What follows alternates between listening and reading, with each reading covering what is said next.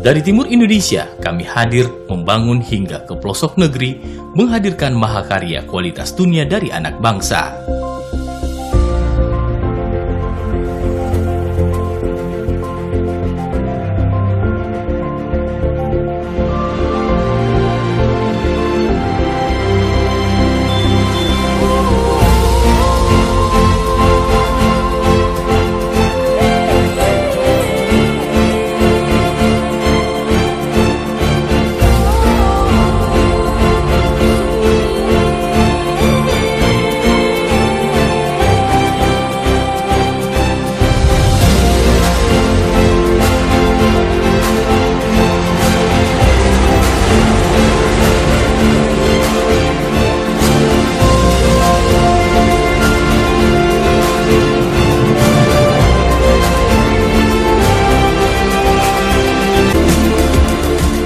Semen Tonasa saat ini memproduksi 3 jenis semen, yaitu Portland Composite Cement, digunakan untuk pembangunan perumahan, jalan raya, dan lain-lain. Ordinary Portland Cement digunakan untuk membangun gedung bertingkat, jembatan, dan struktur daratan lainnya. Portland Pozzolan Cement digunakan khusus untuk bangunan yang bersentuhan dengan air laut. Luas lahan 715 hektar, memiliki 4 pabrik yang berproduksi dengan total kapasitas 5.980.000 ton per tahun yang didistribusikan ke berbagai wilayah di Indonesia dan ekspor ke beberapa negara di Asia dan Australia.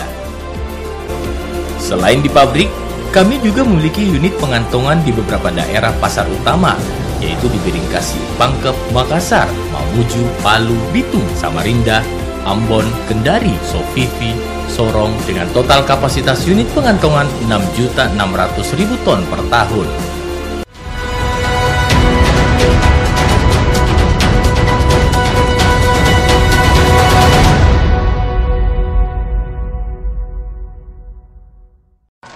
Zaman telah berubah, tapi kami tetap kokoh tak tertandingi.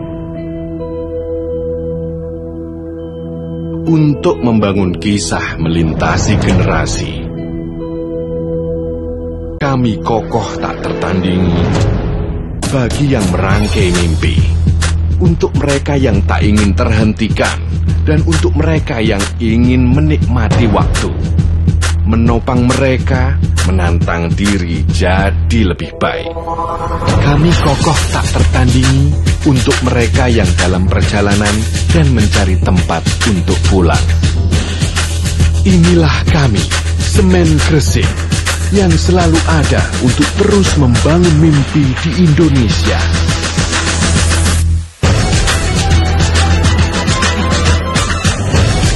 Semen Gresik, kokoh tak tertandingi.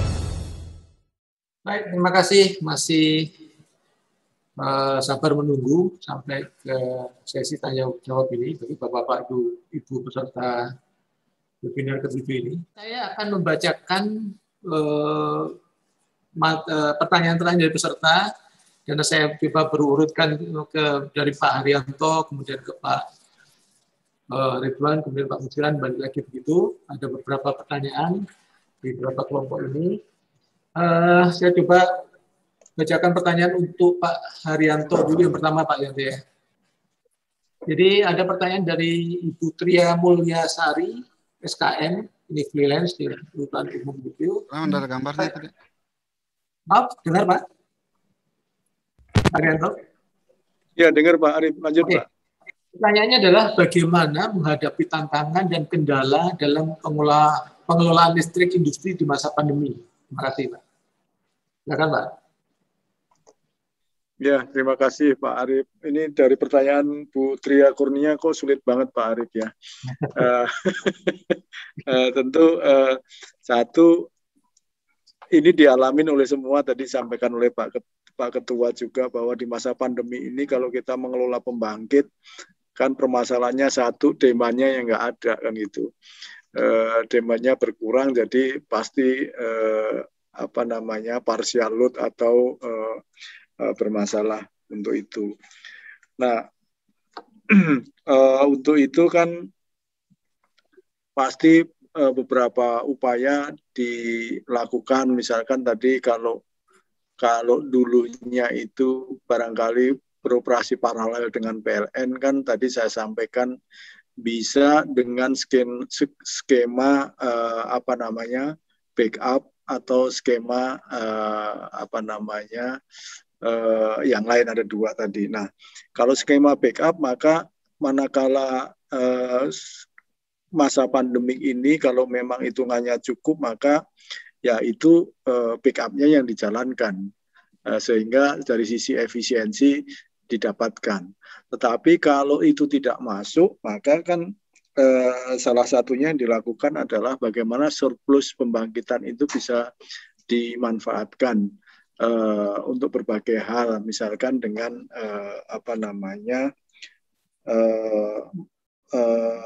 kalau disalurkan ke PLN tentunya sudah tidak masalah karena ini sudah jaringan paralel. Tetapi kalau ini tidak masuk yang ke PLN, ini yang harus ada penyaluran ke sisi demand itu sendiri atau pengguna itu sendiri.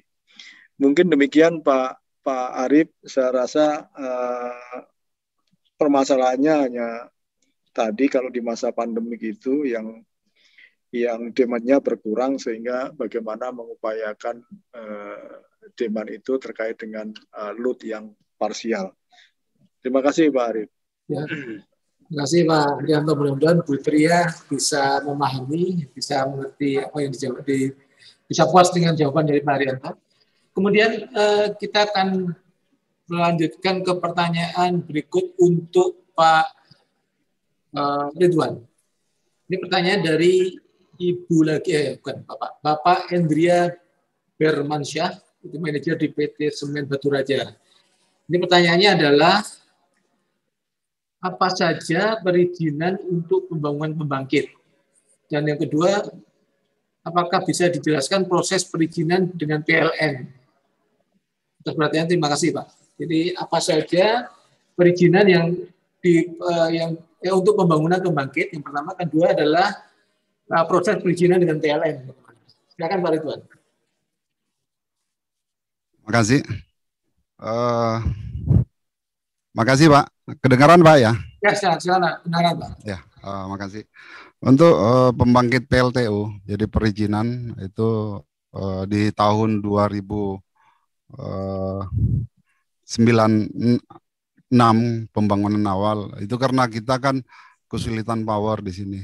Jadi kita melalui perizinan ke Dirjen PLN, Kementerian SDM, dan kita meminta izin ke Kementerian langsung ke Direktur PLN. Jadi pada waktu itu memang agak alot perizinan karena masih ada regulasi bahasa bahwa tidak ada jual beli ini. Tetapi kami mendapat perizinan karena memang pada waktu itu di Sulawesi Selatan masih sangat langka pembangkitan yang ada di Sulawesi Selatan. Nah, yang sedangkan kami pada waktu itu menyewa genset yang cukup mahal dan tidak mengoptimal pada waktu produksi. Nah, demikian juga pada waktu Tonasa 5 di 2013-14 sampai 2015 kami juga agak kesulitan sehingga kita langsung meminta izin ke pihak PLN. Nah, itu yang kami bisa sampaikan, Pak. Baik. Terima kasih Pak Ridwan atas jawabannya. Mudah-mudahan menjawab pertanyaannya Pak Indria Firman. Saya tambahkan sedikit, karena di situ disampaikan bahwa kami diizinkan tetapi dengan syarat pembangunan jaringan tersendiri. Memang jaringan cukup mahal, tetapi konsekuensinya ya harus kita buat dan harus kita bangun karena kebutuhan atas listrik tersebut sangat kita butuhkan. Sehingga kami mendapat izin dari pihak PLN dan pihak dari Kementerian ESDM. Nah, itu yang memang memberatkan kami, tetapi kami juga mendapat kemudahan untuk pembangunan tersebut. Tetapi kami tidak connect atau sinkron dengan pihak PLN. Jadi kami sendiri-sendiri. Jaringan PLN tersendiri, jaringan kami juga tersendiri. Jadi pemeliharaannya juga beda, Pak. Termasuk beban yang masuk juga beda. Sama sekali tidak kita lakukan sinkron karena beda jalur begitu, Pak. Makasih, Pak. Baik, terima kasih Pak Ridwan. Saya menginjak ke pertanyaan berikutnya untuk Pak Musiran. Ini ada pertanyaan dari Pak Ciptayadi Priadi, perusahaan swasta, Pak. Pertanyaannya adalah, ini agak teknis, dengan temperatur exit cooler 325 derajat Celcius akan menyebabkan temperatur klinker yang tinggi, bisa sekitar 130 derajat Celcius. Apakah tidak berpengaruh terhadap operasi di semen mill dan kualitas semen? Kopi, Pak. Masih Musiran nih, Pak. Pak Musiran? Iya, Pak. Baik, Pak. Oke. Silakan, Pak. Jawab, Pak. Ya. Jadi memang temperatur yang desain kita di 325, namun tadi ada contoh yang ada di Tuban 2, itu adalah sekitar 318 ya, Pak. Jadi 318 derajat Celcius sampai 325. Namun demikian klinkernya memang kita cukup tinggi, Pak, di 130-an ya. Namun dia kan tidak langsung ke ke semen mill ya. Jadi dia ditampung dulu di dum, sehingga di sana masih ada kesempatan untuk turun, Pak, sebenarnya temperaturnya. Jadi selama ini praktis dari kawan-kawan produksi yang di semen tidak ada permasalahan, Pak. Demikian, Pak. Terima kasih. Terima kasih, Pak Musiran. Mudah-mudahan menjawab pertanyaan Pak Ciptayadi.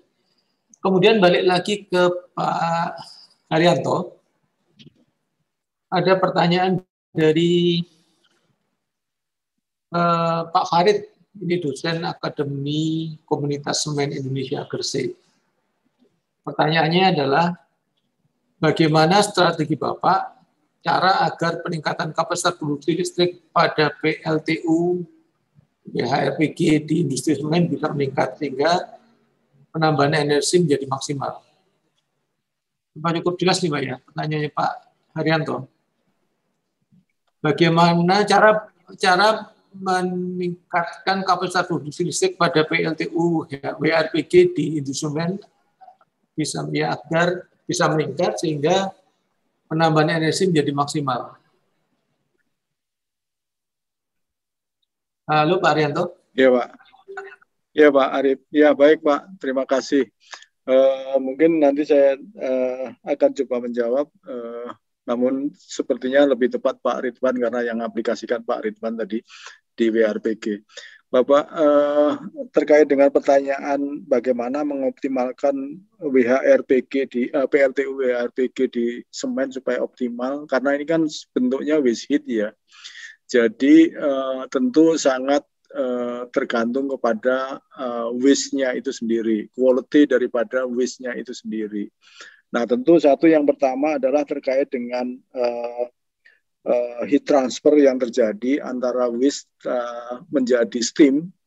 Ini yang perlu dioptimalkan seperti tadi disampaikan oleh Pak Ridwan, beberapa kali pembersihan dan lain sebagainya continue itu harus selalu dilakukan. Nah, jika parameter-parameter yang terkait dengan pemanfaatan heat itu bisa dioptimalkan, tentu ini akan menghasilkan yang optimal. Tentu karena misalkan seperti desain WHRPG ini kan dari beberapa sumber. Jadi kalau salah satunya tidak beroperasi, tentu ini akan menurunkan daripada hasil listrik dari WHRPG.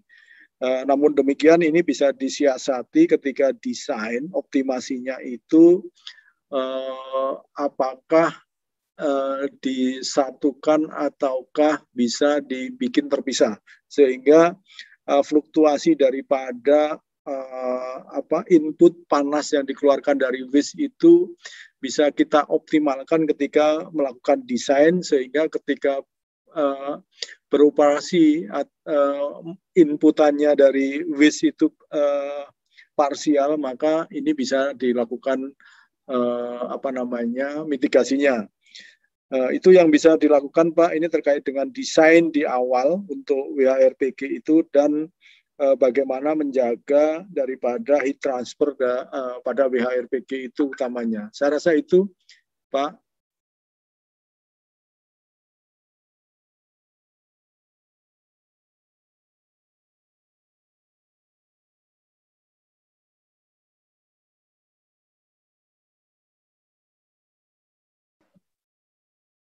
Pak Arif, monitor.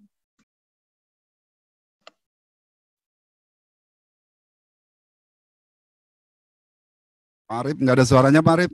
Maaf. Ini saya setuju dengan Pak Haryanto. Ini pertanyaan ini mungkin bisa lebih jelas dijawab juga oleh Pak Musiran. Tolong Pak Musiran membantu menjawab pertanyaan ini, Pak. Bagaimana meningkatkan cara peningkatan kapasitas produksi listrik di WRPG agar industri bisa meningkat. Kira-kira gitu, Pak ya. Ya Pak ya, Pak Musiran.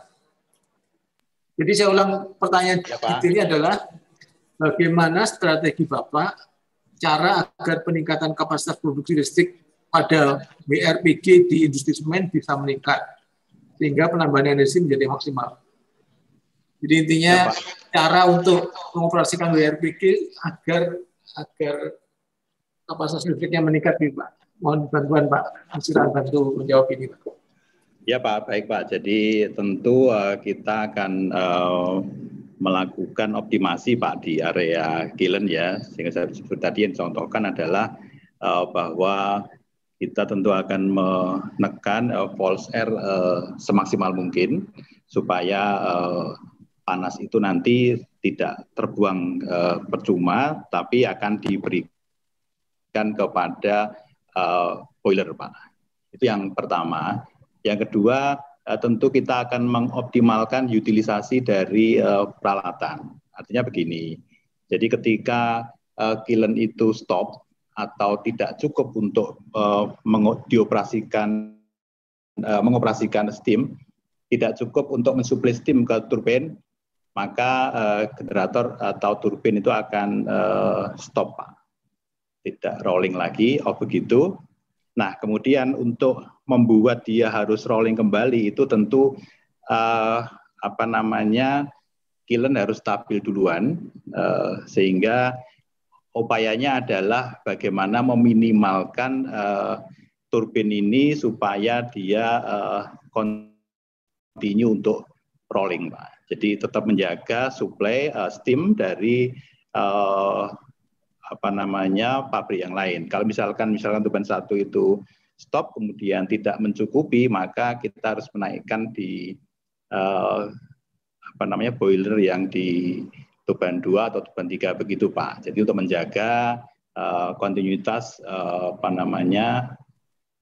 turbin tetap rolling. Itu yang perlu dijaga juga Pak. Demikian Pak Arif.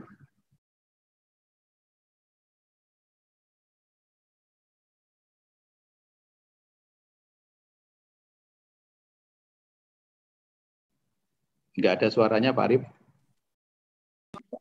Jadi kembali Pak, makasih Pak Musiran. Jadi intinya karena namanya waste heat recovery, artinya ya seberapa banyak panas yang diperoleh itu yang akan bisa menjadi listrikan, kira-kira begitu Pak Musiran, Pak ya.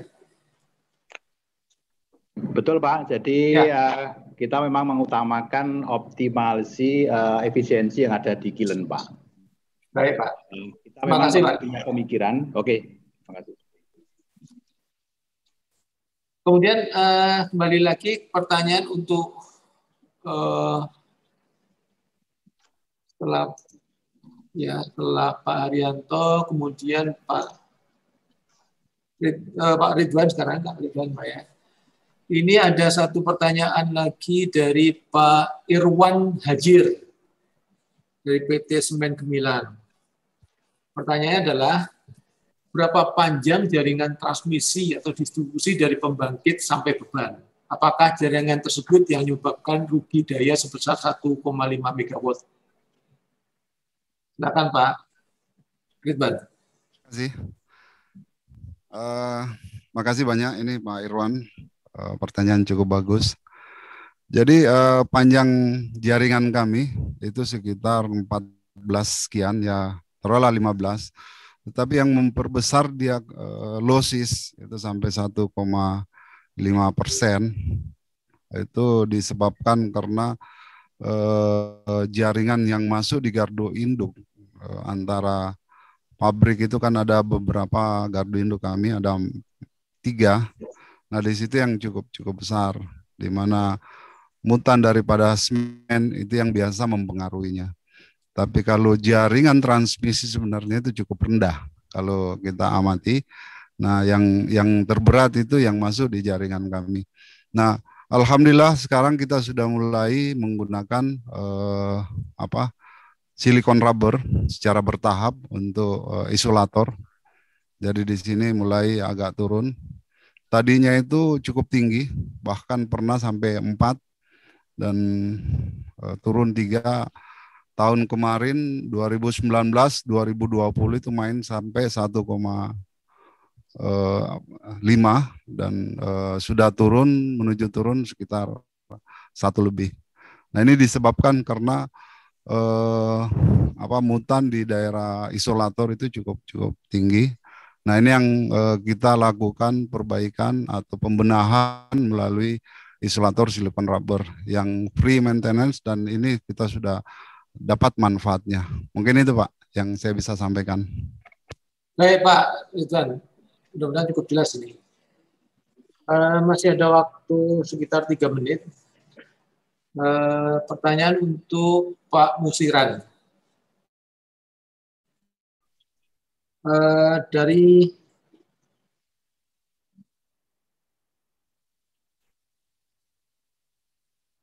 mahasiswa ini Pak, Ibu adik Atalia Elvareta,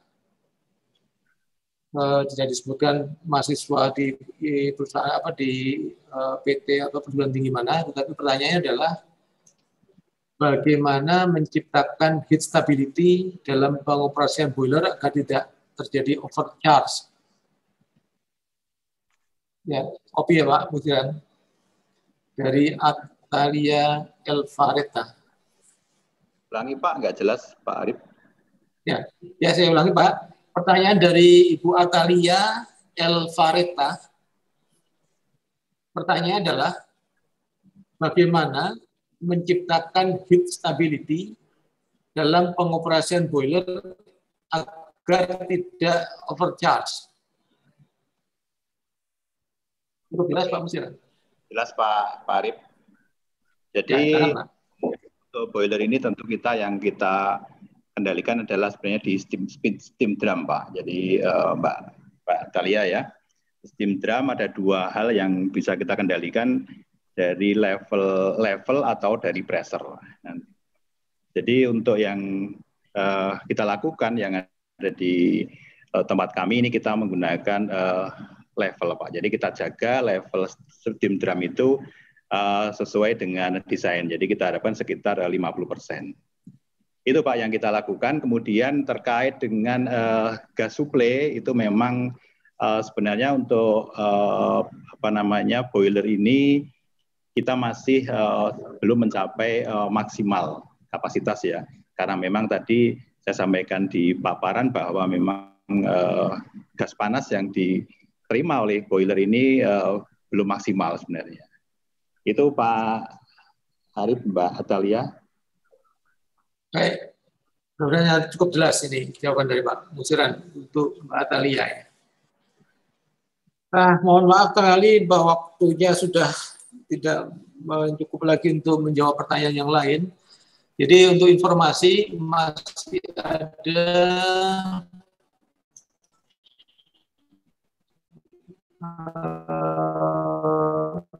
jadi pertanyaan untuk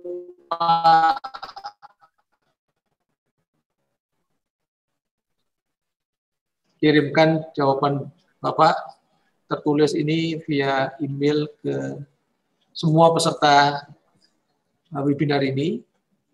Jadi ada sekitar 10 lagi Pak, tetapi mohon juga bisa dibantu semuanya dijawab secara tertulis sehingga bisa dibaca oleh semua peserta dengan lebih baik. Itu Pak Haryanto ya. Kemudian untuk Pak Ridwan masih ada cukup banyak juga ini, masih ada sekitar 13 pertanyaan lagi yang belum dijawab. Jadi baru 2, jadi total sekitar 15 pertanyaan.